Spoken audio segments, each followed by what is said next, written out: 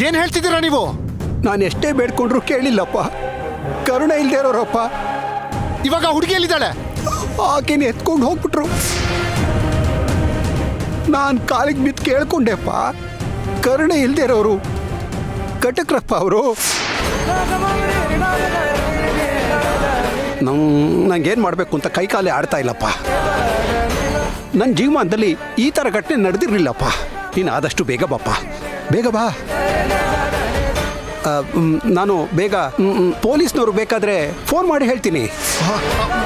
ವೈದ್ಯರೇ ದಯವಿಟ್ಟು ನನ್ನ ಮಾತನ್ನ ಕೇಳಿ ನೋಡಿ. ದಯವಿಟ್ಟು ಯಾರಿಗೂ ಏನು ಫೋನ್ ಮಾಡೋದಕ್ಕೆ ಹೋಗ್ಬೇಡಿ.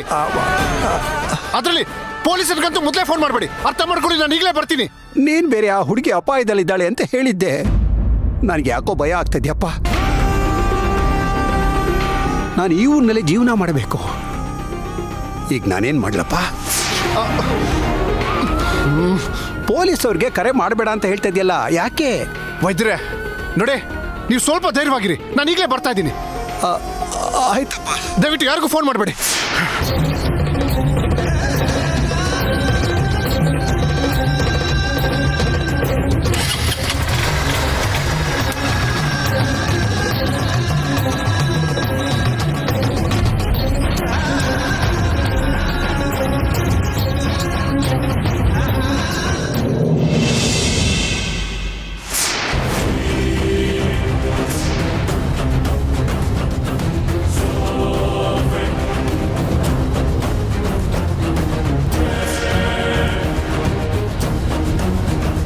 ಮಂತ್ರ? ಅದು ಹೇಗ್ ಮಂತ್ರ? ಅರ್ಚನನ ಕಿಡ್ನಾಪ್ ಮಾಡಿಸಿದ್ಯಾ? ಅದು ಅಷ್ಟು ಶಾರ್ಪ್ ಆಗಿ ಅಷ್ಟು ನೀಟಾಗಿ ಪ್ಲಾನ್ ಮಾಡಿಸಿ ಅದು ಹೇಗೆ ಕಿಡ್ನಾಪ್ ಮಾಡಿಸ್ದೆ ಅವಳನ್ನ? ಅವಳು ಎಲ್ಲಿದ್ದಾಳೆ ಅಂತ ನಿಂಗೆ ಹೇಗೆ ಗೊತ್ತಾಯ್ತು? ಮಾಧವಿ ನಮ್ಮಿಂದ ತಪ್ಪಿಸ್ಕೊಂಡು ಹೋದ್ಮೇಲೆ ನಾನೊಂದು ಪ್ಲಾನ್ ಮಾಡಿದೆ. ನನಗೆ ಸೈಬರಲ್ಲಿ ಕೆಲಸ ಮಾಡೋ ಒಬ್ಬ ಹುಡುಗ ಗೊತ್ತು. ಆ ಹುಡುಗಂಗೆ ಮಾಧವಿ ನಂಬರ್ ಕೊಟ್ಟೆ. ಅದಾದ್ಮೇಲೆ ಮಾಧವಿ ಇಲ್ಲಿಂದ ಹೋದ್ಮೇಲೆ ಯಾರಿಗೆಲ್ಲ ಕಾಲ್ ಮಾಡಿದಾಳೆ ಅಂತ ಗೊತ್ತಾಯ್ತು. ಅವಳು ಕಾಲ್ ಮಾಡಿದ್ದು ಆ ಚಿನ್ನುಗೆ. ಆಗ ಚಿನ್ನು ಇರೋ ಜಾಗನ ಟ್ರೇಸ್ ಮಾಡಿದೆ.